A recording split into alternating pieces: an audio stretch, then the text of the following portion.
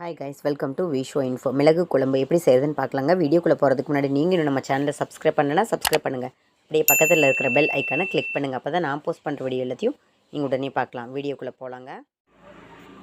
மிளகு குழம்பு செய்ய மிளகு 3 டீஸ்பூன் எடுத்து வச்சுருக்கேங்க. துவரம்பருப்பு 1/4 கப்புக்கு கம்மியாக, 1/4 கப்புன்னு கூட நீங்கள் வச்சுக்கலாம். 1/4 கப்பை விட 1 ஸ்பூன் கம்மியாக கூட எடுத்துகிட்டால் போதுங்க. ஏன்னா இப்போ நான் பண்ணுற அளவுக்கு தான் உங்கள்கிட்ட காமிக்கிறேன். இந்த ரெசிபிக்கு தேவையான உப்பு, சின்ன லெமன் சைஸில் புளி கரைச்சி வச்சுருக்கேங்க. அதுக்கப்புறம் 1/2 ஸ்பூன் மஞ்சள் தூள் தேவைப்படுதுங்க. இப்போ இந்த மிளகையும் இந்த துவரம்பருப்பையும் நல்லா வறுத்துக்கணுங்க. வறுத்து பவுட்ரு பண்ணி எடுத்துக்கணுங்க. அதுக்கப்புறம் குழம்பு செய்கிறதுக்கு 1/4 கப்பு வெங்காயம், சின்ன வெங்காயம், 1/4 கப்பு பூண்டு, அப்புறம் 1 சிகப்பு மிளகாய் தாளிக்க இதெல்லாம் தேவைங்க. எப்படி செய்கிறதுன்னு பார்க்கலாங்க. ஒரு பேனை ஹீட் பண்ணி வச்சுருக்கேங்க. இப்போ நாம் அதில் மிளகு, துவரம்பருப்பு சேர்த்துக்கலாங்க. பாருங்கள், துவரம்பருப்பு அப்புறம் மிளகு இதை நல்லா வறுத்துக்கலாங்க. நல்லா வறுத்துட்டு கோர்ஸாக பவுட்ரு பண்ணி எடுத்துக்கணுங்க. இப்போ இதை வறுத்துக்கலாங்க. மிளகும் துவரம்பருப்பும் லைட்டாக கலர் சேஞ்ச் ஆன உடனே 1/4 ஸ்பூன் சீரகம் சேர்த்திக்கலாங்க. அதுக்கப்புறம் தேவையான அளவு கருவேப்பிலை சேர்த்துக்கலாங்க. கருவேப்பிலை நல்லா ரோஸ்ட் ஆகட்டுங்க. இப்போ நல்லா வறுத்துக்கலாங்க. கோர்ஸாக தாங்க இதை பவுட்ரு பண்ண முடியும், ரொம்ப நைஸாக வேணாம். ஓரளவுக்கு கோர்ஸாக பவுட்ரு பண்ணி எடுத்துக்கலாங்க. வறுத்தாச்சுங்க. இதை இப்போ ஒரு பிளேட்டுக்கு மாற்றிக்கலாங்க. துவரம்பருப்பு, கருவேப்பிலை, மிளகு, சீரகம் எல்லாம் நல்லா வறுத்தாச்சு. இப்போ இதை 1 நிமிஷம் ஆறட்டுங்க. அதுக்குள்ளே நம்ம குழம்புக்கு தேவையானது வதக்கி எடுத்துக்கலாங்க. அதே பேன்லேயே ஒரு குழி கரண்டி நல்லெண்ணெய் ஊற்றிக்கலாங்க. நல்லெண்ணெயில் செஞ்சால் நல்லா இருக்குங்க. மற்றபடி உங்களுக்கு எந்த ஆயில் பிடிக்குமோ அதை நீங்கள் சேர்த்துக்கலாங்க. இது ஹீட் ஆகட்டுங்க. எண்ணெய் ஹீட் ஆகிடுச்சுங்க. இப்போ 1/4 ஸ்பூன் கடுகு சேர்த்திக்கலாங்க. கடுகு வெடிக்குதுங்க. ஒரு காஞ்ச மிளகாய் சேர்த்திக்கலாங்க. அதுக்கப்புறம் பூண்டு, வெங்காயம் சேர்த்து நல்லா வதக்கிக்கலாங்க. நம்ம எடுத்து வச்ச பூண்டு 1/4 கப்பு பூண்டு, 1/4 கப்பு வெங்காயம். இதோட அளவுன்னெல்லாம் நீங்கள் எத்தனை பேர் சாப்பிட்றீங்களோ அதுக்கு தகுந்த மாதிரி ஜாஸ்தி பண்ணிக்கலாம், கம்மி பண்ணிக்கலாங்க. 1 நிமிஷம் நல்லா வதக்கிக்கலாங்க. இந்த ரெசிபிக்கு தேவையான உப்பு இப்போ கூட சேர்த்திக்கலாங்க.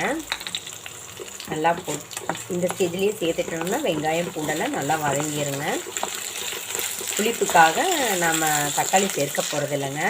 புளி தண்ணி கரைச்சி வச்சுருக்கோம். இது ஒரு நிமிஷம் நல்லா வதங்கினதுக்கப்புறம் இந்த புளி தண்ணியை சேர்த்துக்கலாங்க. இது வதங்கட்டுங்க, பார்க்கலாம். இந்த பருப்பெல்லாம் நல்லா ஆறிடுச்சுங்க. இப்போ இதை கோர்ஸாக பவுட்ரு பண்ணிக்கலாங்க. அப்படி நினச்சிங்கன்னா ஒரு ஸ்பூன் தண்ணி ஊற்றி கூட நீங்கள் அரைச்சிக்கலாம். ஆனால் ரொம்ப தண்ணியாக அரைச்சிடாதீங்க. பாருங்கள், இந்தளவுக்கு கோர்ஸாக பவுட்ரு பண்ணி ரெடியாக எடுத்து வச்சுருக்கோங்க. வெங்காயம், தக்காளி வெங்காயம், பூண்டு இந்தளவுக்கு நல்லா வதங்கின உடனே இப்போ நாம் கோர்ஸாக அரைச்சி வச்சுருக்கிற பவுடரை இதில் சேர்த்துக்கலாங்க. நல்லா மிக்ஸ் பண்ணிக்கலாங்க. இப்போ நம்ம எடுத்து வச்சுருக்கிற புளி தண்ணியை கூட இப்போ ஊற்றிக்கலாங்க. எல்லாம் ஒன்றா சேர்ந்து நல்லா கொதிச்சா நம்மளோட மிளகு குழம்பு சூப்பராக ரெடி ஆகிடுங்க. நல்லா மிக்ஸ் பண்ணி விட்டுக்கலாங்க. மற்ற குழம்பு சாப்பிட்ற மாதிரி இது நிறைய ஊற்றி சாப்பிட முடியாதுங்க. இது முழுக்க மிளகோட காரத்துலேயே நம்ம செய்கிறோம்.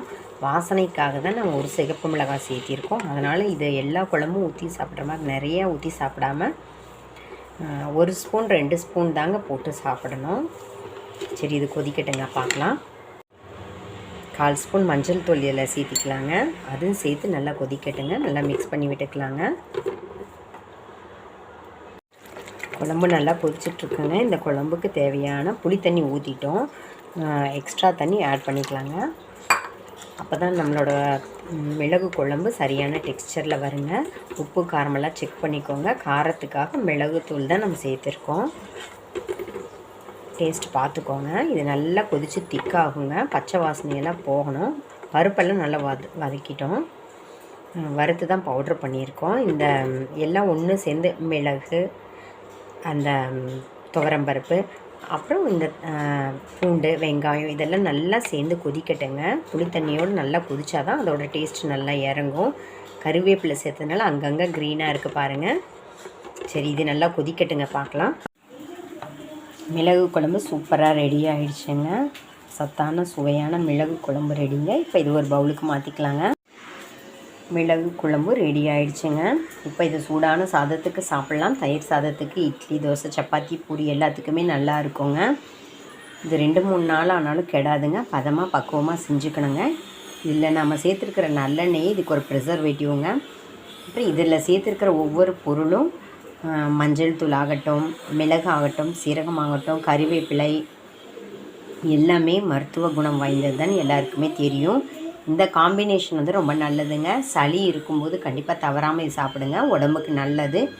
மழைக்காலங்களில் அப்புறம் இந்த மாதிரி வைரல் ஃபீவர் வர்றது பார்த்திங்களா, அந்த மாதிரி டயத்துலலாம் இந்த குழம்ப செஞ்சு சாப்பிடுங்க. சத்தான சுவையான மிளகு குழம்பு அந்த குளிர்காலத்துக்கு ரொம்ப நல்லதுங்க.